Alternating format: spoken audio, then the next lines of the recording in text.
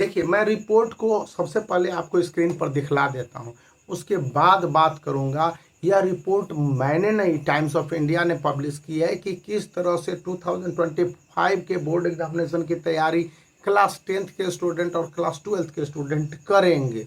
वहाँ पर ये कहा गया है कि आप सबसे बेहतर तैयारी क्या कर सकते हैं, कैसे कर सकते हैं। तो उन्होंने जो सलाह दिया है कि आप सीबीएसई के गाइडलाइंस के मुताबिक, सीबीएसई ने एक के बाद एक 3 गाइडलाइंस अप्रैल में और उससे पहले भी और उसके बाद भी निकाले हैं मई तक, कि स्टूडेंट को बोर्ड एग्जामिनेशन के पैटर्न पर चलने होंगे और उसी हिसाब से क्वेश्चंस के आंसर बनाने होंगे। और ये कोई एक बहुत बड़ा फंडा नहीं है। आप बोर्ड एग्जामिनेशन के क्वेश्चन पेपर को सॉल्व करने के लिए बोर्ड एग्जामिनेशन के पैटर्न पर चलिए, और बोर्ड एग्जामिनेशन के पैटर्न पर चलने के लिए आपको बोर्ड एग्जामिनेशन के पिछले 6 year, 7 year, 10 year, 12 year, 15 years के क्वेश्चंस को निकाल लीजिए।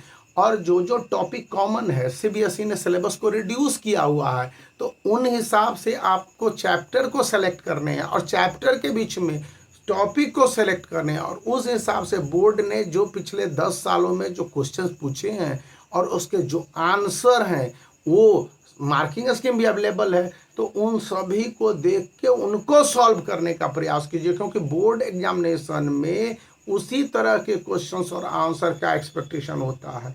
अब यहाँ पर स्टूडेंट करते क्या है कि क्लास में पढ़ रहे हैं, क्वेश्चन के आंसर बना रहे हैं या एक आध दो हेल्प बुक ले लिया, दैट इज ऑल। बट लेकिन ज़रूरत क्या है, आपको एक बाइबल के रूप में वह बुक रखना होगा या 10 ईयर्स को रखना होगा, और उसके हिसाब से आपको क्वेश्चंस के आंसर को बनाने होंगे, जो सीबीएसई अपने मार्किंग स्कीम में जारी करता है। और यहाँ पर यह भी बात बोली गई है कि 10 ईयर्स को आप मंथली वाइज भी पढ़ सकते हैं, कि आपने तो सिलेबस देख लिया। स्प्लिट अप सिलेबस में होता है कि अप्रैल में क्या पढ़ने 2024 में, मई में 2024 में क्या पढ़ने, जून में 2024 में क्या पढ़ने, जुलाई में 2024 में पढ़ने। इसी तरह से सितंबर आते आते कौन कौन से टॉपिक पढ़ लेने हैं, कौन कौन से टॉपिक छोड़ने हैं। तो उन आधारों पर CBSE class 10th and class 12th के स्टूडेंट के लिए यह जरूरी हो जाता है कि वे एक बोर्ड एग्जामिनेशन के क्वेश्चन पेपर को कहीं से कलेक्ट करें और उसके सॉल्यूशन जो सीबीएसई के हैं मार्किंग स्कीम में, उसको कलेक्ट करें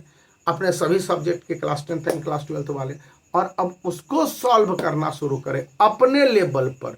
और जब वो एक बार समझ लेते हैं कि उनका लेवल और सीबीएसई के लेवल में डिफरेंस है किस तरह से, तो उसको पैचअप करने की ज़रूरत है। अब यहाँ पर आप क्या कर सकते हैं कि किसी एक अच्छे 10 ईयर्स को खोज सकते हैं या किसी अच्छे एक बुक को ले सकते हैं। मैंने इस ओसवाल पब्लिकेशन के इस 10 ईयर्स का बात की है। आप पहले टाइम्स ऑफ इंडिया का रिपोर्ट भी देख लिए हैं कि इसमें जो लास्ट 10 ईयर्स के सॉल्व पेपर्स हैं और क्वेश्चन पेपर इस तरह से दिए गए हैं कि स्टूडेंट इसको मंथली प्रैक्टिस के रूप में भी पढ़ सकते हैं, स्प्लिट अप सिलेबस के रूप में पढ़ सकते हैं, और इसके साथ साथ ओवरऑल भी इसको देख के पढ़ सकते हैं।